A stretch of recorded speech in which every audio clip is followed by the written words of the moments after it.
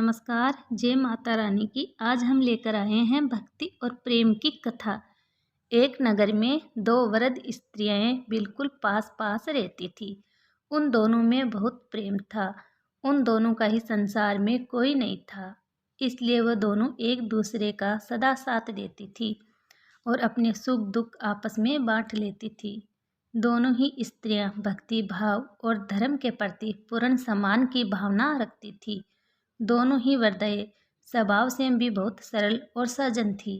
एक स्त्री हिंदू थी तथा दूसरी जैन धर्म को मानने वाली थी। हिंदू वृद्धा ने अपने घर में लड्डू गोपाल जी को विराजमान किया हुआ था। वह प्रतिदिन बड़े प्रेम से लड्डू गोपाल जी की सेवा किया करती थी। प्रतिदिन उनको स्नान कराना, धुले वस्त्र पहनाना, दूध और फल आदि भोग अर्पित करना उसका नियम था। वह श्री लड्डू गोपाल जी के भोजन का भी विशेष ध्यान रखती थी। सर्दी गर्मी बरसात हर मौसम का ध्यान उसको रहता था।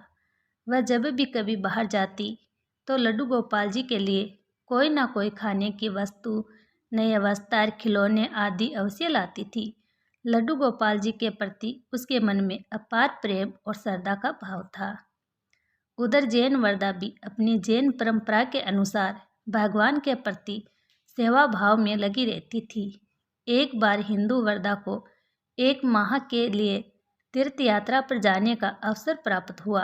उसने दूसरी वृद्धा स्त्री से कहा कि वह जहाँ भी जाएगी भगवान से उसके लिए भी प्रार्थना करेगी।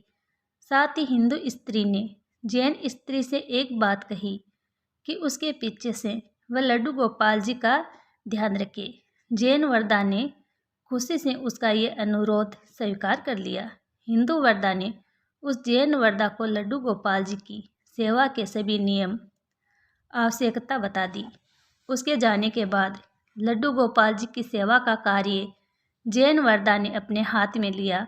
वह बहुत उत्साहित थी कि उसको लड्डू गोपाल जी की सेवा का अवसर प्राप्त हुआ। उस दिन उसने बड़े प्रेम से लड्डू गोपाल जी की सेवा की। भोजन कराने से लेकर रात्रि में उनके शयन के सभी कार्य पूर्ण श्रद्धा के साथ वैसे ही पूर्ण किया जैसे उसको बताए गए थे। लड्डू गोपाल जी के शयन का प्रबंध करके वह भी अपने घर शयन के लिए चली गई। अगले दिन प्रांत जब वह वृद्ध लड्डू गोपाल जी की सेवा के लिए हिंदू स्त्री के घर पहुंची तो उसने सबसे पहले लड्डू गोपाल जी को स्नान कराने की तैयारी करी। नियम के अनुरूप जब यह लड्डू गोपाल जी को स्नान कराने लगी तो उसने देखा कि लड्डू गोपाल जी के पांव पीछे की ओर मुड़े हुए हैं। उसने पहले कभी लड्डू गोपाल जी के पांव नहीं देखे थे। उसने जब भी उनको देखा वस्त्रों में ही देखा था। वह नहीं जानती थी लड्डू गोपाल जी के पांव ऐसे ही है जैसे कि वह घुटनों के बल बैठे हुए हो।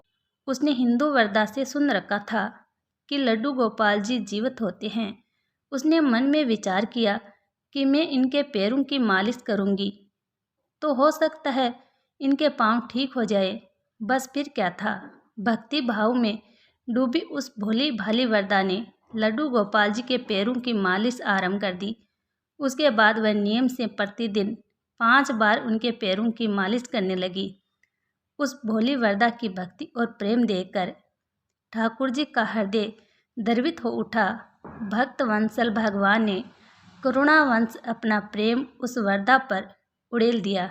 एक दिन प्रांत उस जैन वृद्धा ने देखा कि लड्डू गोपाल जी के पांव ठीक हो गए हैं, वह सीधे खड़े हो गए हैं। यह देखकर वह बहुत प्रसन्न हुई और दूसरी स्त्री के तीर्थ यात्रा से आने की प्रतीक्षा करने लगी।